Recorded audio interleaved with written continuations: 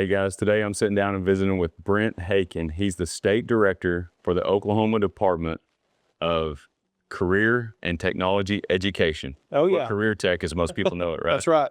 Well, Brent, I appreciate you sitting down with me. I'm glad to be here. I'm glad to talk about what we do and look forward to it. And I'm not prepped, so whatever you asked, I guess you're going to get it off the cuff. You're in the hot seat. Yeah. Well, man, I really appreciate it. I've been looking forward to this. This is an important topic to me, so thanks for taking the time out. Yeah, glad to. Why don't you kick us off with your background? Where's you born and raised? And Yeah, I'd be glad to. So interesting enough, I'm from here. So I was just born and raised about 20 miles east of here. Payne County is home.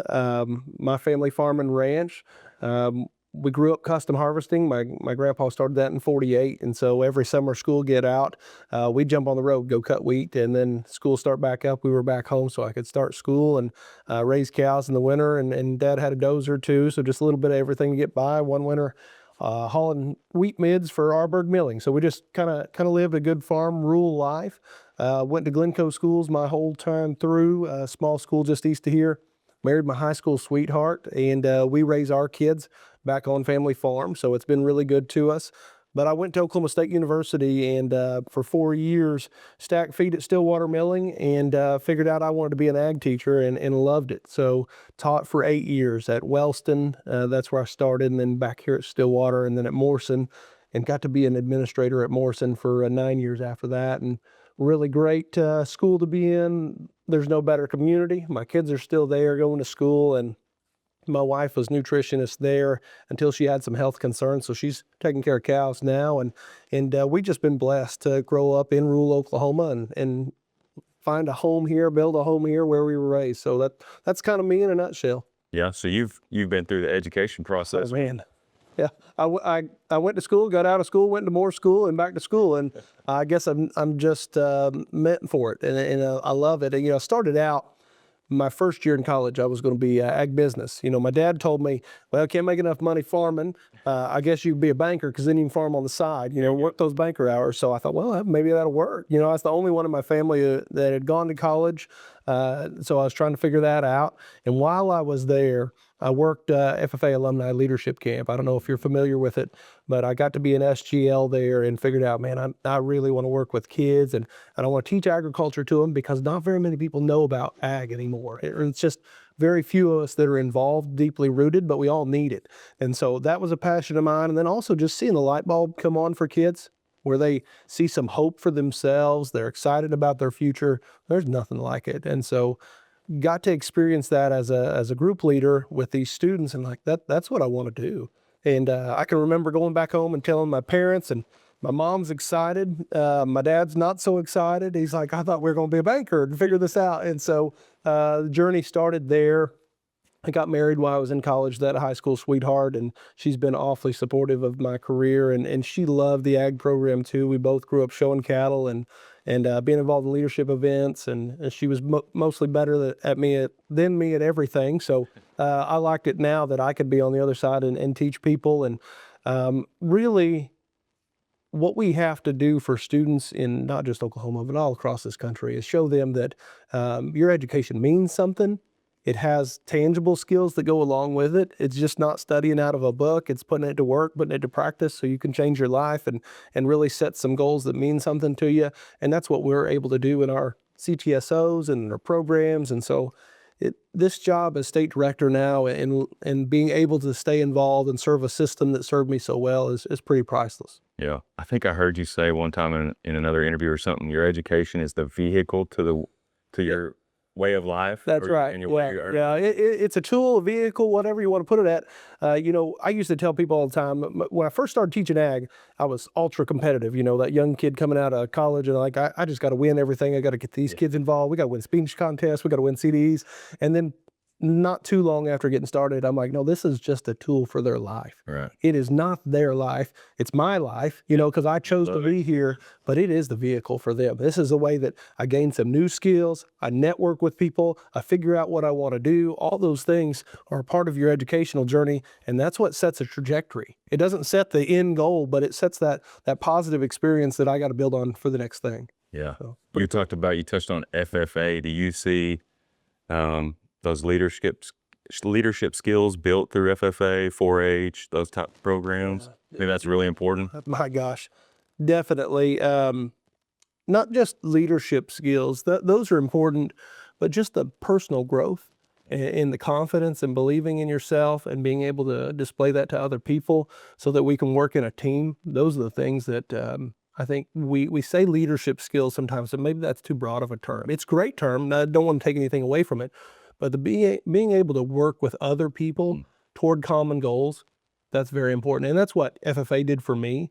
It's what BPA does for other kids. They're here today in the agency running around and competing. That's what, Family Consumer Science does for some other kids. And the beauty is that we offer a myriad of those to students, and so they can get an experience that works for them. Right. It's really, really meaningful. If you just go to school, just go to class, you're going to gain some skills, but you're not going to know how to put those skills to work. And so when I was a superintendent, and a principal really, but as a superintendent, I oversaw the whole school, and I really wanted every kid involved. It's not good enough just to show up to school. It's not good enough just to learn math. It's not good enough just to learn English. You got to be involved in something. I don't care if it's a book club, a history club, if you're in ag, if you're playing sports, whatever it is, do something. That way you have purpose and meaning for being here. It feels good to be here. It is hard to get somebody just to come and do algebra. That's pretty tough. Yeah. I don't know about you, but when I came through school, number one motivator, I didn't have to be at home working with Derek. So number two motivator, there was girls to talk to, so I'd come. And then you had sports, and you had the FFA experience and all these other things that you wanted to be there for. And I got an education along the way. And we have to realize that that's not necessarily a bad thing. We try to say, well, you got to focus on the academics. You do. But the academics are going to come along. They want to do well. They want to succeed in those things because they're having a positive experience. Well, we want to go to something that's pleasant to be at, that's motivated to be at. And so, man, there's no better career field than education. It's just a great thing to do. That's a pretty good point. Yeah. You get to affect so many lives.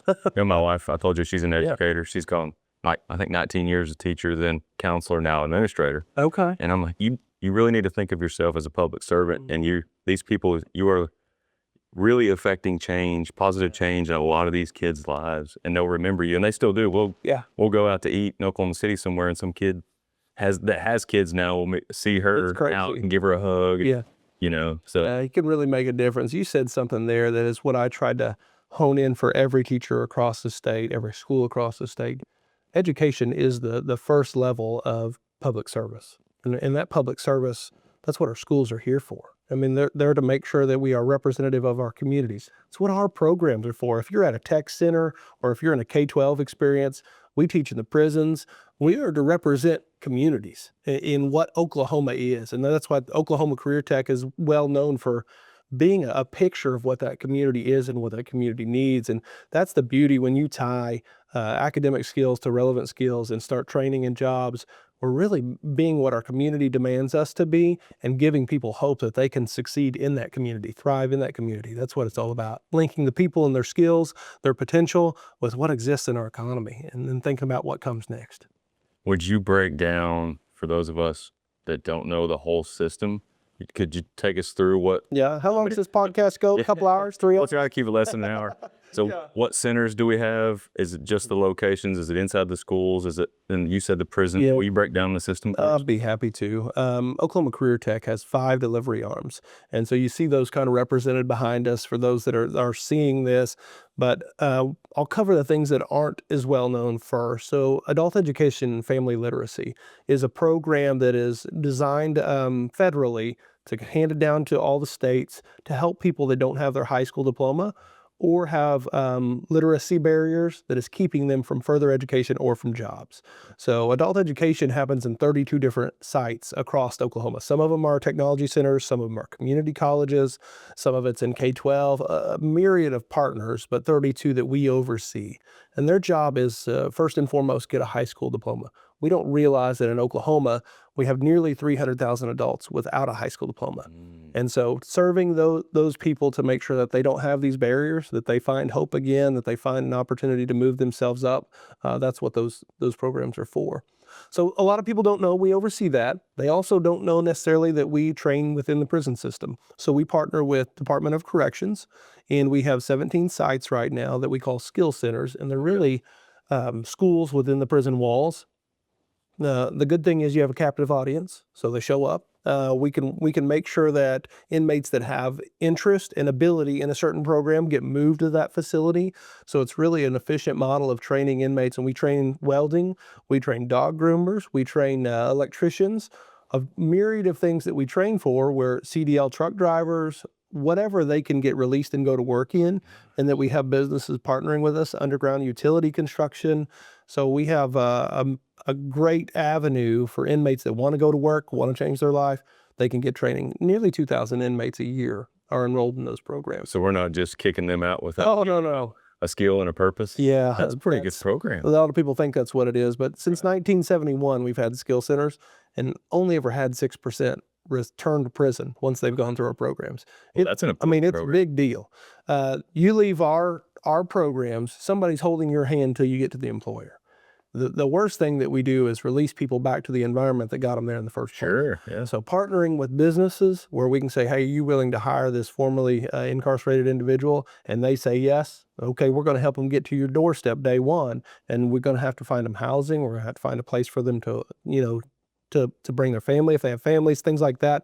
And so many businesses are willing. And it's been really good to see people that had changed the whole trajectory of their family, not just them, but their kids, where their grandkids would be if they hadn't gone through that process. What's real sad is hopefully our other programs reach more so we don't need this as much. Right. So, They won't even get to that yeah, point. the goal would be nobody ever goes to prison, right? Sure. Not a reality right now, but that's what our K-12 programs start us with, and that's the foundation of what Oklahoma CareerTech is.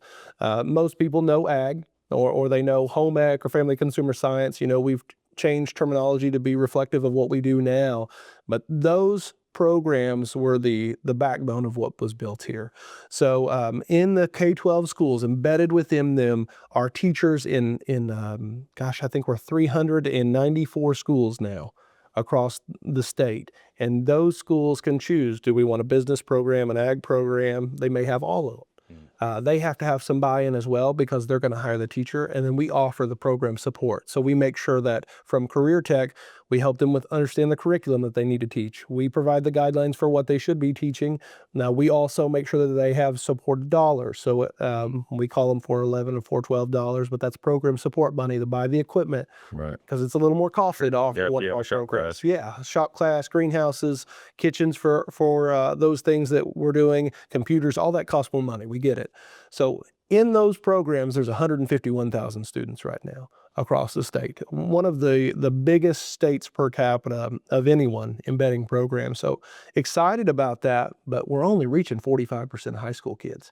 So that tells me and you A lot of room for growth. man, we got to grow. And if we want to build life skills, if we want to build personal financial literacy, if we want to build those personal growth, that leadership that we talked about earlier, we got to find either us or somebody else that's going to be doing that. And so we are seeing phenomenal growth with schools wanting those programs. We're just figuring out how we get the resources to make it happen. So things are going the right way. The other avenue that people do know well about CareerTech is our technology centers. Yeah. And so the technology centers across the state, there's 29 districts. There are 63 campuses, and they do post-secondary education. So you think about a high school student that's a junior or senior, sometimes a sophomore, but junior, senior, or adults are coming to get the same education. And that's explicit training in HVAC, in nursing, in IT, all these different clusters that we serve, 17 different clusters. You have the full-time side of that is 34,000 students. So it's good that we're helping that many people. In most states, it would be called a community college. Right. But here it's a technology center because we don't have to go through HLC, which is the governing body federally, and we don't have to make sure that they're getting those general education requirements. Don't have to repeat English and take more history and all that. They go direct to what they go to your training, get out and go to work. Usually 18 months, sometimes a year. We can get them through pretty quick. A high school student's going to be 2 years, of course, because they only go half day at a time. Adult, a lot of times, it's just 1 year. And so that's half of what they do.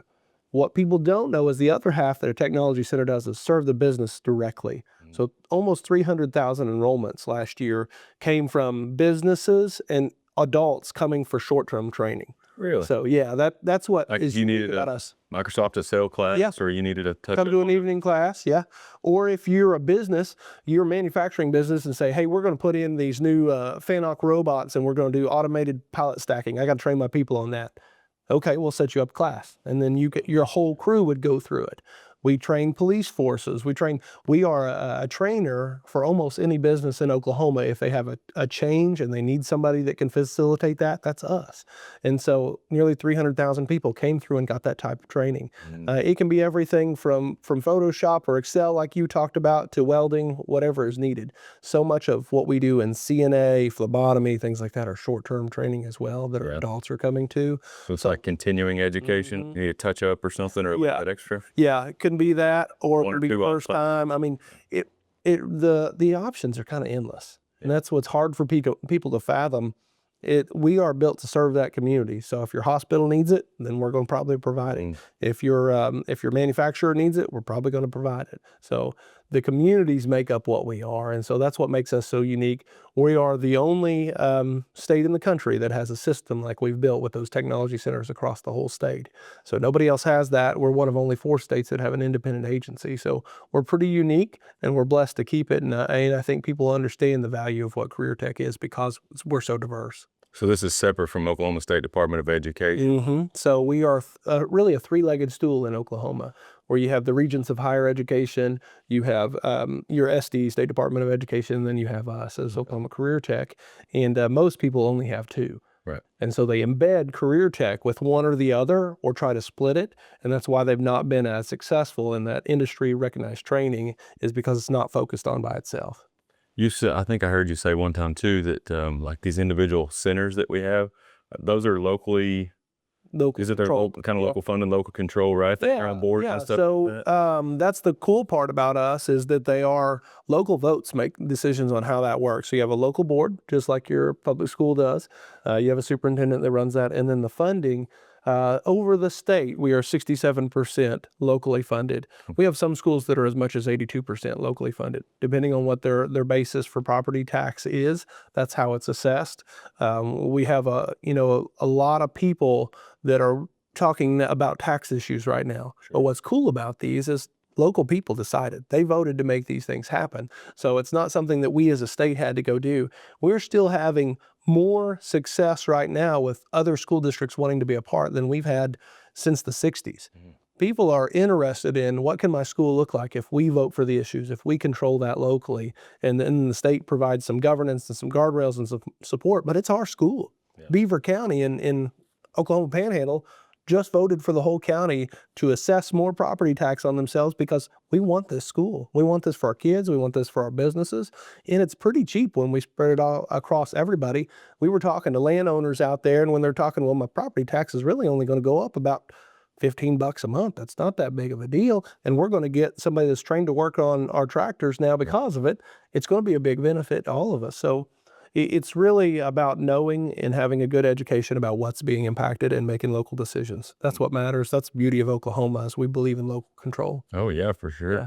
So how, if like you were saying, say a manufacturing business moved to town or something like that, like in Duncan, we have I would say a unique, they make prosthetics. Yep. And so how, if a company like that came, is there an outreach at the local technology center, or Absolutely. how do they make that connection there? Yeah, so that's a really good question, and that happens several different ways. So the first thing that I'd cover, if they're new to Oklahoma, we have somebody at State Department of Commerce that's embedded, and they'll reach out. So if they're brand new to Oklahoma, coming from another state, we're going to be connected right as you come in. So CareerTech is embedded within Commerce there as well. If you're new in your area, but you're an Oklahoma resident, then you're probably going to be in touch with a local chamber or a local banking institution or somebody. And we have what are called industrial coordinators. They're tied in with those folks. They go to the community meetings. They're a part engaged in the activities, and they know what businesses are starting, and they do basically cold calls. Hey, just want to introduce ourselves. We work at the tech center. We offer training, anything you need. The other cool part is that about half of our tech centers also offer business incubators. So that's how we get to a lot of them before they even get started, is, hey, come start with us. We have small business managers. We have people that teach you how to run your QuickBooks. We have people that understand how to set the pricing. We can help you guide all that, and we partner with Commerce on that as well. So really try to be linked with other entities. That workforce is a team sport. It's not people isolated. We're not in competition for that. People think a lot of times like us in higher ed and are competing for something. We're not competing. We're here to both serve. Do you need engineers? Great, that's higher ed. Do you need people that work on your floor as welders? That's us, okay? So we can work together to figure out what a business needs and how we can be supported. So that's the beauty of where we are, is we are connected locally. And so your business coming into Duncan, you're gonna already know who an IC is. Somebody will be there probably touching them. That brings up a good point. That's a resource that, I was telling you, a lot of our listeners and a lot of people I've had on are small business owners, and I have a lot of my customers that are, and one of them said it perfectly. He said, I'm just a plumber trying to be a businessman. So he knows how to, put pipe together and this and that, sheet metal, but learning all the business, the financing, the payroll, the liability insurance and all these things. So I didn't think about the business incubators. Yeah, incubators a great way to start. I had knew about it because I was familiar with Meridian, being here from Stillwater. Then my wife and I started a business where we were doing upholstery when our child was born very premature. So my wife had to quit her accounting job and was staying at home. She taught herself how to do upholstery. Then we bought a shop because it got so big and we were figuring out how to run this business. She started selling home goods, and I'm like, why did we not go to the incubator or get some services? Because they're in our area. Teach us how to price this, teach us how to account for this. All those things would have been so helpful. And that's the problem with most small business owners. They're so focused on their business and how do I get this off the floor? They don't even know who to reach out to. And so that's what we hope, is that we are getting in enough doors that we're part of the chamber, we're a part of your Kiwanis Club, we're part of your Lions Club. So just so you know, hey, here's where we are. Here, if you need something, we want to help you, because we thrive when the communities thrive. So if the communities aren't doing well, we don't do well. And so it's really a symbiotic relationship for us to help each other and see where we can support. And that's, I think, is pretty cool if you look at our map of these 29 districts and these 62 campuses, and you see where they are and you see where communities have been growing and the ones that have been shrinking. The ones that have been growing are the ones that have us kind of as a hub in the middle. Many times they have other partners as well. But if you look at those economies that are really thriving, and they're not always in inner city Tulsa and Oklahoma City and Lawton like you think of, look at what has happened in some of the other parts of our state, whether you're talking about Ardmore or whether you're talking about what's going on in Burns Flat right now with growth and the expansion of businesses we're seeing. Well, a tech center is serving those businesses as they're coming in. So I think there's more work that needs to be done on studying that too, is how can we impact your economy globally? To be a resource for the local economy. That's what we're for. When it comes to like the entrance into K through 12 and that split, I don't know how that works. Like you were saying, if a junior wanted to go into, is it like a work study program? So they go to school part-time and then go over to the CareerTech or both? So both and is what I would say to that question. And I'm big on ands and not ors. I don't like for young students to have to make choices on, am I going to do this or that? I like them to be able to do more ands. So when a student decides that they're going to come into a CareerTech program, they usually decide their sophomore year and then start their junior year typically. And so they would go to a half-day program, morning or afternoon, whatever fits their schedule, works for the tech center as well, of course. And then they have options as they're going through that. If they wanted to take 2 years of that program, great. But what we've started also doing is apprenticeships, so that if students need to start earning money and there is a business willing to partner, they can start working. And they could come out of the full-time training and they have moved to an apprenticeship, which would receive short-term training, and now they're earning while they learn. And so a little bit different environment, but it's a way that you can serve every kid for what they need. You and I were talking a little bit before this, there's a lot of students that don't have support, that are just there because they're there. They don't have a way to get themselves out of a bind. They're at risk of dropping out. Those students many times need a work experience that's paying them to be there.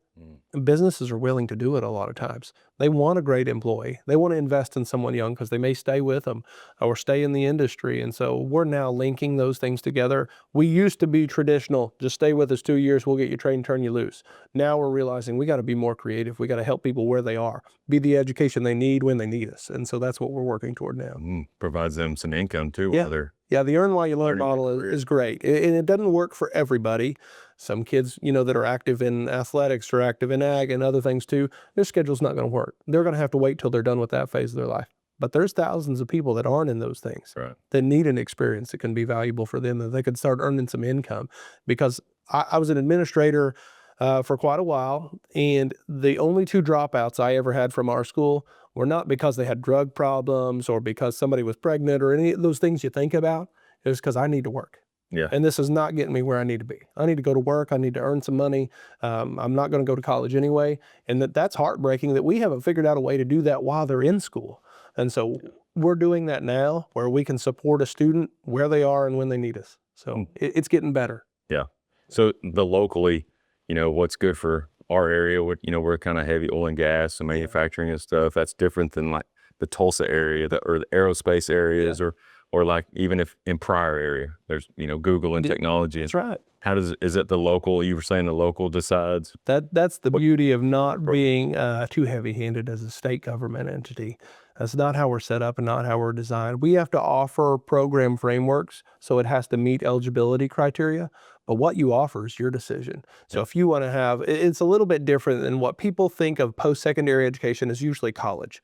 Right. But a tech center model is totally different. Whereas if you want to this year offer a lineman class because your local electric cooperative is going to have a great need for hiring over the next few years, okay, offer it. You don't have to get approval from us. That's an already approved framework. Go start doing it. If you need to get it funded, though, from the state level, we're going to make sure that it's full and that it has outcomes before we fund that. And we don't fund everything because it's mostly locally, but that's why we want to give that autonomy to that local CareerTech, because they need to respond quickly. It doesn't do any good if you got to wait 4 years, get approval, go through all these channels. No, you need to make decisions now. And so you mentioned, all these different sectors of Oklahoma. Oklahoma's pretty diverse. Yeah. We're not like a Wisconsin where half the state works for Johnson & Johnson. It's a little bit different here, where if you're Southeast Oklahoma, you might be working for Weyerhaeuser or a timber company. But if I'm in Northwest Oklahoma, I'm definitely not doing that. Right. So there may be other avenues where I can go to work. So that it's a reflection of the local economy. We are a demand-focused education system. So we have to work off what the demand is locally. Google's not everywhere, but Hitachi's not everywhere either. Sure. Goodyear's not everywhere either, but where they are, that's what we teach and that's what we train for, because the community that's paying for it are the ones that need to receive service. And we touched on that a little bit too.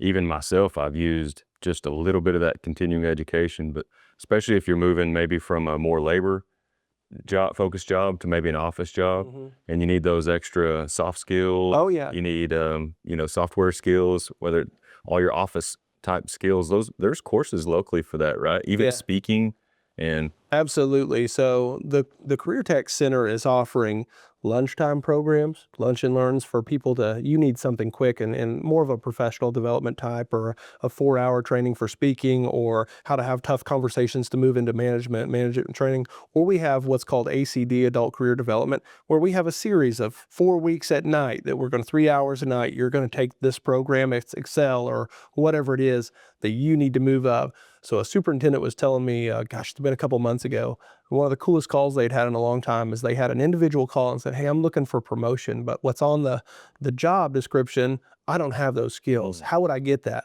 And so got them hooked up with the ACD coordinator, say, hey, we have a class starting in the week. You can enroll in that, take it for 2 weeks, you'll be certified. That person called back and said, I got that job because I had that training. And so that's what's so cool about what we can do, is that those on-demand courses match up with what's open enrollment courses that are already set, and people really get what they need when they need it. And so trying to be unique and figuring out whether it's an EMT class or CMA class, or if we're offering welding, that community needs something and we need to be able to offer it. Yeah. Yeah, I've done that. Take just one a la carte class, Oh yeah. Yeah. Just simple. And it was and there's some online offerings too. Absolutely. You don't have to be in person, right? No, absolutely. Yeah. And so using distance education is fairly new to our system. Right. And we're incorporating that while we want to be cautious, because I don't like training welders online or HVAC technicians. Some things can be, and certain things there's a percentage of it can be. So I taught welding for 8 years, and I could probably teach you a lot of the safety concepts, and I could teach you, you know, what the electrode does and how it works, but you can't practice there. So maybe 10% of the class you could take online. So finding a way to blend asynchronous and synchronous education for people to fit into their schedule is going to become more of a need for Oklahomans really across the country. People just can't take the time and drop everything and go to school. They need to be able to do that while they're working already, and so they can get back on track with what the next phase may be. You know, the economy's changing faster than it's ever changed. And you're going to continue to see businesses, what we call a shutdown, but they may be also revamping to what they can do. And so in the global economy that we now live in, you're going to hear more things about, well, we're not producing these tires anymore, so that plant's shut down. Well, but it's going to turn into something else. Yeah. We've got to be able to pivot quicker. Most people now are, well, I guess I'd put it this way. The 40-year careers that I worked at the plant 40 years, that's not going to happen as much. Maybe you work there, but you're doing something totally different than what you started with. Technology's changing. It's changing so fast. You know, we're evolving faster than we've ever evolved. And so people will now, the expectation is you'll do a job 6 to 7 years, and then you'll have to be retrained for something else. And so we're catching on to that. We think that we can help people get through that. You get laid off from this job or that job doesn't exist. We want to get you retrained. What I hope happens is more businesses are ready to get in front of that and say, hey, let's go get our people retrained so we can pivot. We're not probably there yet. It has to match up with what profitability is for the business. But regardless, we're there for the people and what they need when they need that training. If it's short term, if it's long term, if it's something that's traditional, non-traditional, we don't care. Our job is to get people back to work. How do we get you back to work? Yeah.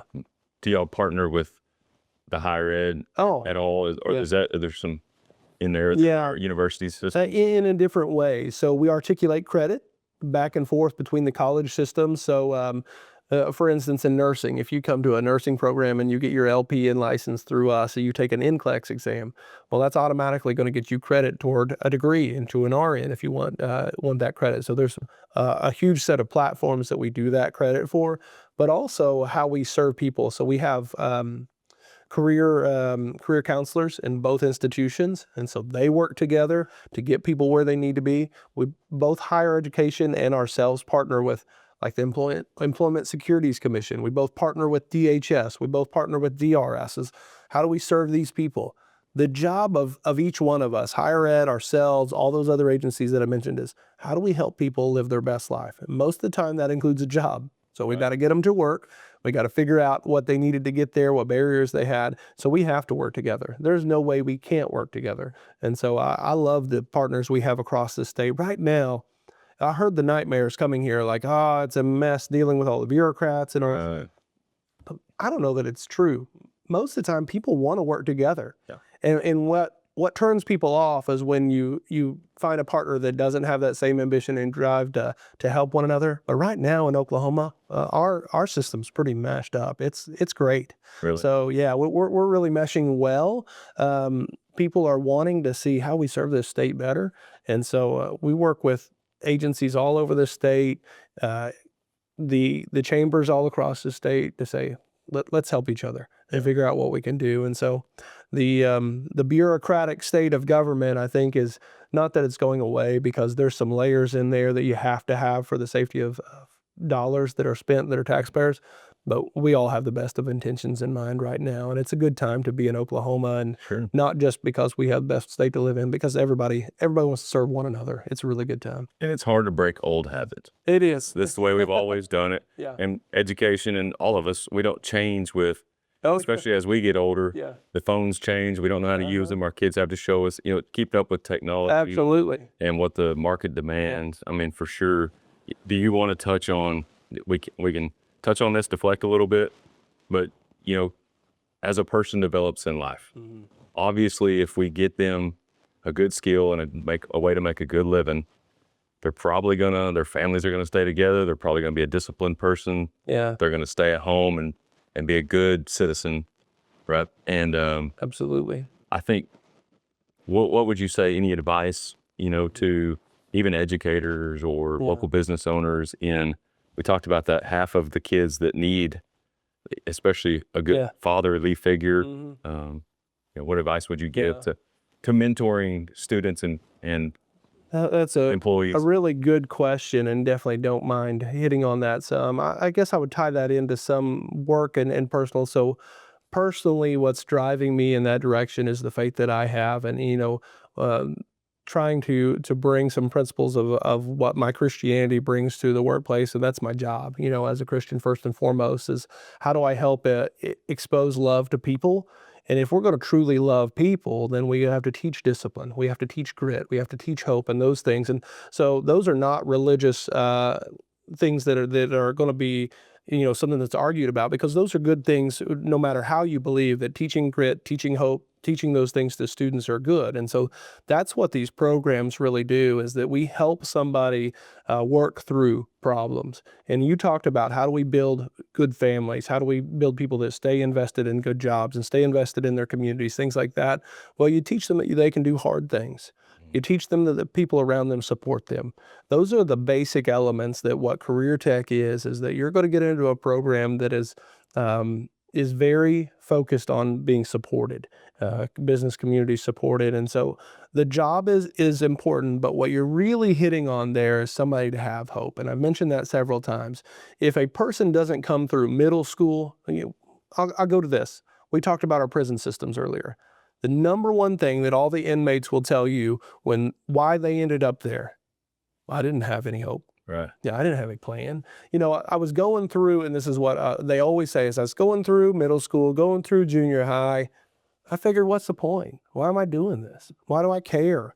And that's what we've done wrong, is we haven't shown these students where they can be plugged in, where they can be connected, how they can lead to good jobs. And that's where we're missing out, is every piece of education has to link to a career. If it's not starting there, you're not building hope in people. Because everyone has this plan for their life, that I'm going to have enough money to raise my family. I'm going to have enough money to take a vacation. I'm going to have enough money that I can drive a car that's not breaking down all the time. And we forget. I call us, I hate to lump you in with me, but people that don't know any better most of the time, because we've had most of those things. Our families have been in good situations, and maybe we weren't always rich, but we had enough that we learned how to get by. We were taught grit, we were taught hope, all those things. A lot of kids aren't. Sure. And so CareerTech is that. It's where, hey, if you want those things, you got to work for it. Yeah. And we'll teach you how to work for it. And so you start to build a little bit of grit to people. That Oklahoma standard comes along with it, where we love people, we care about people, we want to support people. That all blends together to having better families, having better communities, leading on to the next generation. It is so cool to watch. I talked about, early on in my career, what I want to see is a light bulb come on for a kid. That's not for an algebra problem or for a compound sentence or something like that. A light bulb moment for me is like when they get that I can reach my goals.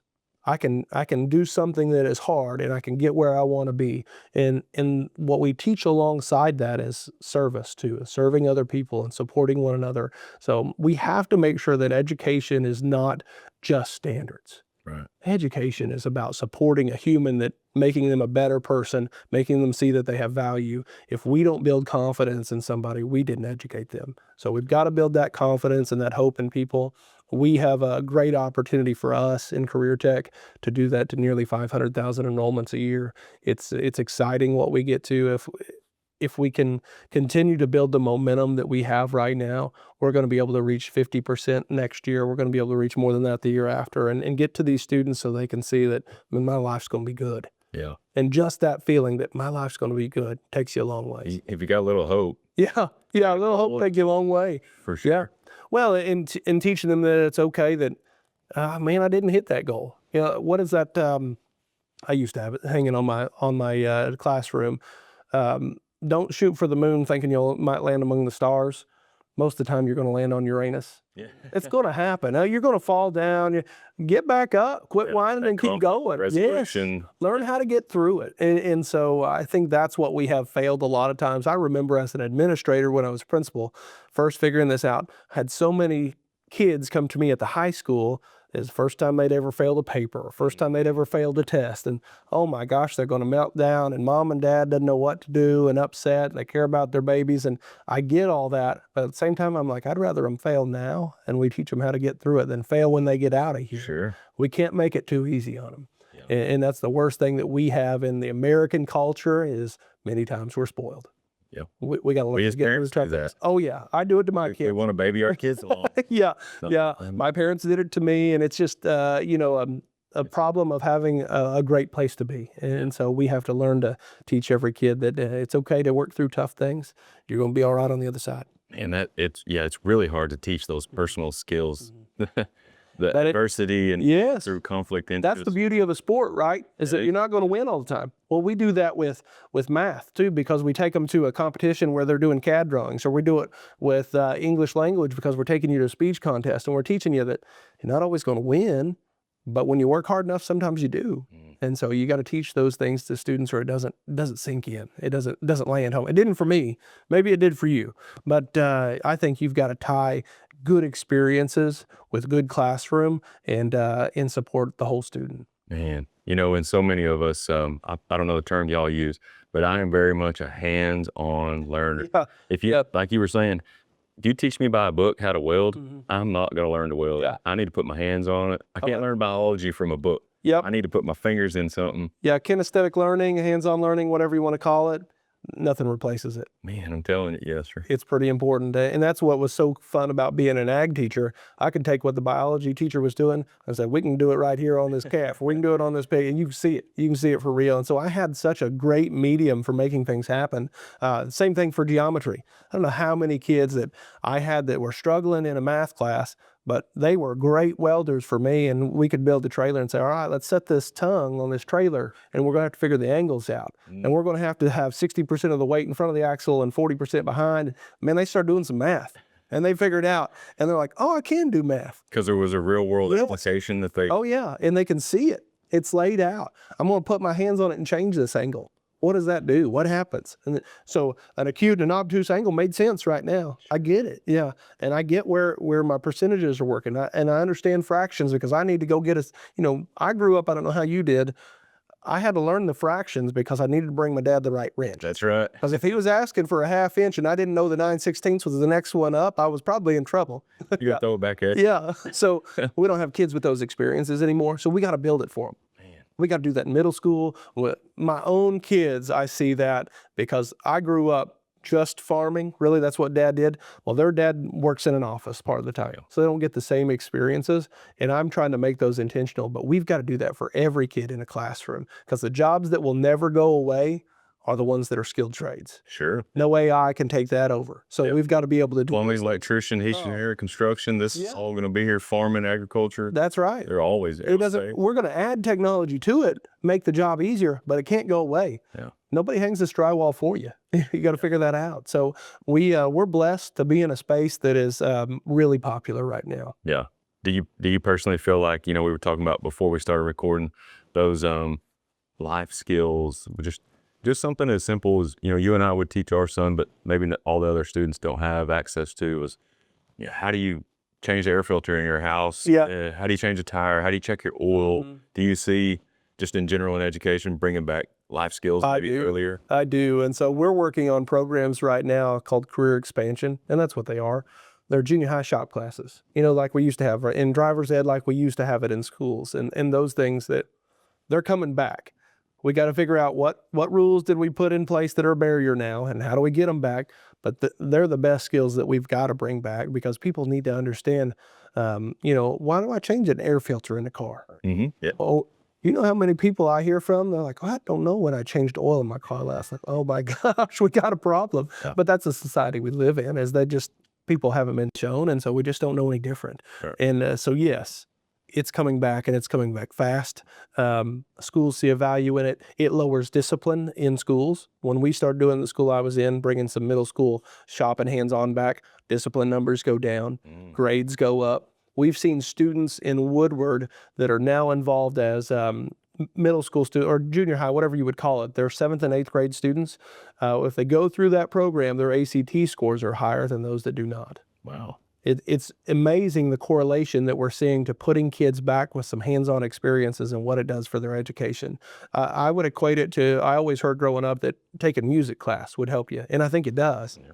I think putting your hands to work does the same thing. I think recess does the same thing. Sure. We took so many things out of the classrooms, we got to build back into them. And so we're working on that at a rapid pace. The educators want to do the right thing. They want to come back to that. So it's going really well. We just got to figure out what the barriers are to it.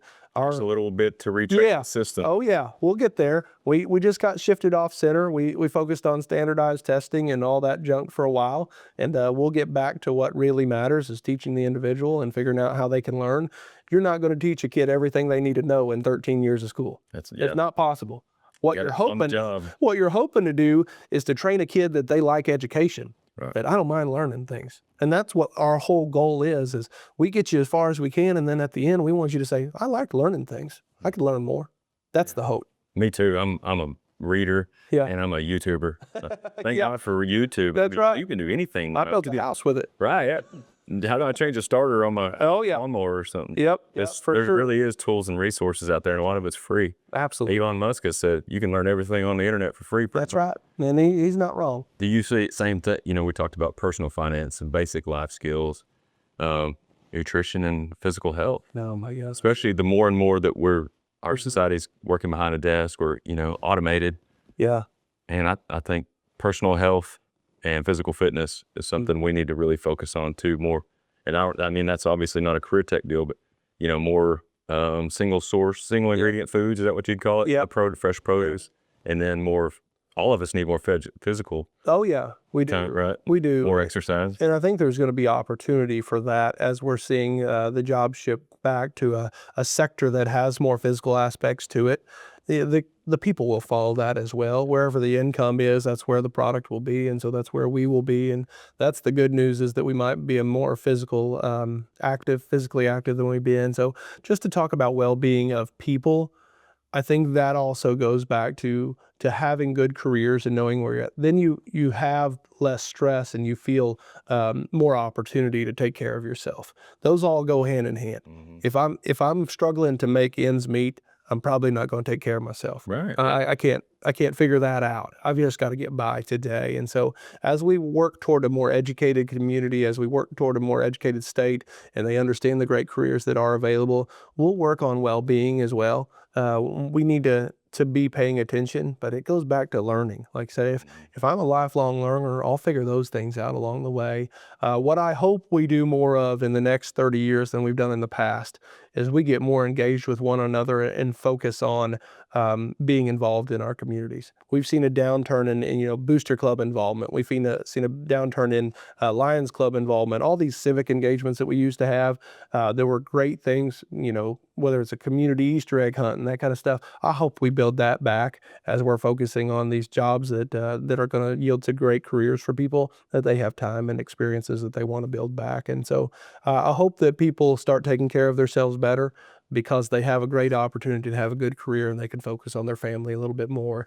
It has to come down to family. Whatever job you work, that's a short duration in your life, and you get an impact on your family more than anybody else. So try to make the time and investment to do that. Yeah. Talking about community involvement and just friendship and being together and fellowship and stuff. Social media. We have a lot of distractions now. There's a lot of ways to be distracted. Yeah. And it's easy to eat unhealthy, and it's easy to get off into quote sinful things. Yeah. And the access, even for our kids, the access to it's more readily available. Right. It's easy for them to see those and to be distracted. Oh yeah. So I think us as mentors too, we have to show that there's discipline and all those things as well. Yeah. Discipline is yeah, maybe I'm considered a little bit too hard on discipline, but I think if we don't discipline our kids and our children with love, they're going to get disciplined on the outside, and it's not going to be through love, that's for sure. So it's for us to set some guardrails, and none of us perfect, and there's a difference between discipline and judgment, but people view them the same. And so discipline many times can be just setting the right parameters and expectations ahead of time. None of us have it all figured out, so I'm not going to sit here and say that I'm perfect at that, because I'm definitely not. But I think that if we are going to be mentors for this generation, that as learners coming up, as people that are going to lead these societies moving up, we need to set clear expectations for what it looks like when you're in school, when you're in your church, when you're in a meeting, what does it look like? And setting some professional standard for people is important, and we've got to get back to that.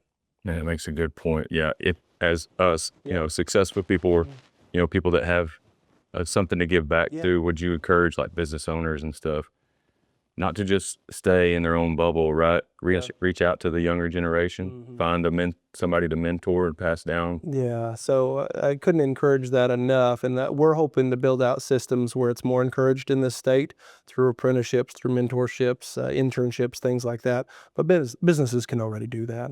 I definitely need to get involved and find out a way that you can support. Every community needs somebody to give somebody else a hands up. Whether you're a small rural community in Oklahoma, we got plenty of them. We got a lot of people in inner cities here too that somebody needs a mentor to look up to, and so I encourage not just business owners, but people that are in great jobs right now, be an advocate for somebody else, and especially the younger generation, and how you can be supportive. We get done with here, I got to start focusing on how I'm going to coach this 4th grade basketball team. And I'm not a very good basketball coach, but I love working with those kids and just seeing a way to build them up and how can they feel good about what they're doing. It's the same way when I get the opportunity, not often enough, to go work with our youth group at church, or when I get to go take my son's friends and ride dirt bikes or whatever it is. Find an opportunity you like to go do something and do it with somebody else. So share some wisdom, share some insight, just be there for somebody else. Man, that's a good point. I mean, you as the fatherly figure or the coach, you're discipling those youth, whether you know it or not. Set a good example for them, right? Everywhere we go, we're setting an example for someone looking at us. That's right. Yeah, that's a good point. Do you have, so kind of in closing, you personally and stuff, do you have books that you like to read or podcasts? Do you have much time for that with kids? So I don't have a ton of time, but definitely like some things. First off, I would say if anyone ever gets to read and study leadership, if that's their thing, study John Wooden. John Wooden was a coach at UCLA, but he was a high school English teacher before that. He coached high school basketball. Incredible man journey that he had, and talks about his upbringing and what's valuable to teach. Just really, really cool to listen to. Very humble guy that has been the most successful coach in history of college basketball, but you would not know it just listening to his stories and his what he did in his interviews and the books that he has. So love John Wooden. Right now, what I'm focused on with the limited time that I have, I'm trying to be a better disciple. And so we're going through a 2:7 ministries, Galatians 2:7 ministries, and working through some workbooks there and studying with other men, and trying to follow podcasts that align with that, and just kind of jumping around. I definitely listen to Mike Rowe as often as I can, and then Red Dirt Music. So I kind of mix in a weird system of things there, but I need my ADHD brain needs a little bit of variety, but those things are good for me. But I couldn't echo enough. If somebody wanted to study a person that I thought lived well on the time they were given, John Wooden was really good. John Wooden. Yeah, he's pretty impressive. Well, and you're not afraid to touch on your faith a little bit. No, you're driven by your faith. Yep. In there. Yep. Absolutely. So, one of the things that I'm trying to learn as I grow older is that the Christ the center means that he is the center of everything, whether I'm at work, whether I'm at school. Sometimes, people don't like it as well, but that's who I am. So it's not that I'm out there preaching to people, but that's just who I am. Sure. So that's who I'm going to be all the time. And I'm happy to love people. And I think that's what we miss. Even the Christians, a lot of times we're missing that a little bit, is we're just not loving people well enough. And that's all we're called to do. It's pretty simple. Yeah. And so I don't think we make that harder than it needs to be. Yeah, I tell my wife, being an educator and stuff, and even business owners want to be careful not to mix faith and school or business and faith and stuff. Yeah.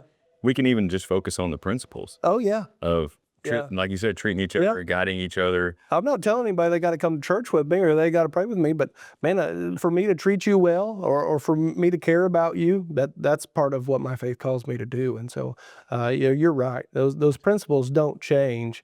I'm not telling you got to do something, but it doesn't change who I am. And so I try to teach kids when I was a teacher, teachers when I worked with them, people now. You only really control your own decisions. Right. So not but everybody else's. Just figure out what you need to do. And that's actually, we talked about John Wooden a minute ago. That's one thing that he would say in interviews all the time. People would ask him, how do you scout for the other team? He said, I don't scout for the other team. We work on what we're doing. That's all we control. We don't control what they do. And so, and that was a principle that he said was focused from biblical principle is I'm supposed to focus on me. Right. And that's my job is how do I do a better job? How do I exude what it's supposed to be exuded? How do I lead people? How do I guide people? By caring about people, by loving them. And so those are principles we take with us to work, not that we preach to somebody. Right. Yeah. Yeah. You can still take it. That's a good point. You can still have a little bit of influence in that way. Do you, as far as for fun, you mentioned Little League basketball, dirt bikes, or whatever. What else do y'all do for fun? Oh man, we're pretty fortunate. We lease about 1,000 acres. We run cows on and own a little bit of land too. So summertime's fishing and camping and doing what we can when we squeeze it in. That's the beauty of what we have is we never have a lot of time. But wherever we're at, I might have a fishing pole on the back, or my daughter, oldest daughter, man, she loves to be horseback. So sometimes you can't find her because she just horseback and left her phone somewhere. And so we try to just live out on the farm for fun, go camping with friends. All my kids are involved in sports and ag and different activities. So there's not a single one thing, but they all like something different. And that's what we're trying to encourage them. My wife and I is just try different things and let's go enjoy it. Probably not going to be a professional athlete. Probably not going to make a living showing these cattle, but let's go have fun. Let's go do something. And so for fun, we try to spend time together when we can, do different activities, whatever it is that you want to try. And so this dirt bike thing is brand new. I'm not a dirt bike guy, but my son got into it and his friends got into it. And I said, well, if friends are doing it, let's do it for a while too. And so my youngest is the one that's playing 4th grade basketball, and she's into showing cattle. And my wife likes serving at the church, and then we're taking care of cows and just a little bit of everything. And you're busy. The fishing holes are about ready. We're getting warmer now, and so that's good. We do a little hunting when it's season, and just try to do the best we can with every day. Yeah. What do y'all have a favorite place to eat? Ooh, man, that's tough. Probably our favorite place is at home. We grilled steaks last night, but if we're going to go somewhere, there's a little Mexican restaurant in Morrison called Chico's that you can get into quick, and it's always good. If we're going to go somewhere a little fancier, Morrison just up the road here, where our hometown, the Vintage Steakhouse. You can't beat those two options. If we're on the road, the kids know where we're stopping every time. If you ask them, we're going to Brahms. That's right. Can't be Brahms. We're going to Brahms. Yeah, about every game that we pick the kids up from, like, well, are we going to Brahms? Like, yeah, probably. That's a good Okie answer. Oh, yeah, yeah. The neon. I gained a lot of weight teaching ag. Yeah, all right, we'll go through Brahms. Anywhere y'all went, stop at Brahms. Yeah, that's right. Well, anything else you want to cover real quick before we close up? I really appreciate you just sitting down and getting to talk through things. I think what we talk through CareerTech, and that's what I do for a living, but just knowing that Oklahomans care about one another and that we want to support one another, I think is important. So sharing that story, I've listened to some of what you do. That's a lot of what I heard, is that people want to do a good job for their communities, for their schools, or whatever, serving the state. You've interviewed, political figures or whatever we say, but everybody just wants to serve one another and how we can do. And so I think the more we can share a positive message that we're all here for one another and we're not here for long, I think it's good. So thanks for doing that. And I'll be happy to answer any questions anytime you want to. Yeah. Well, how can people, are you willing to let people reach out to you? Or where can they find all the CareerTech system and program? Yeah. So our website, Oklahoma CareerTech, just Google search it and it'll come up. Like I said, there's a variety of systems across this state, but our agency here is a hub for support for every one of those sectors. And so we have people in all these divisions, 225 people that work for me, and their job is to get you connected in the right places. So we'd be happy to serve. Most of the people in this state have my cell phone number. It seems to be on everything, everywhere. So we want to be connected with people and find out a way to serve. But just Google Oklahoma CareerTech, find a way to get connected with us. We want to serve more people. Well, good. Well, I appreciate it, Brent. I appreciate it. Well, if you guys are business owners, in school system, kids, adults, reach out, check out the CareerTech system. I think it's a really unique and important system that we have and a resource in our state. So thanks again, Brent, for sitting down with us. Glad to. And we'll see you guys on the next episode.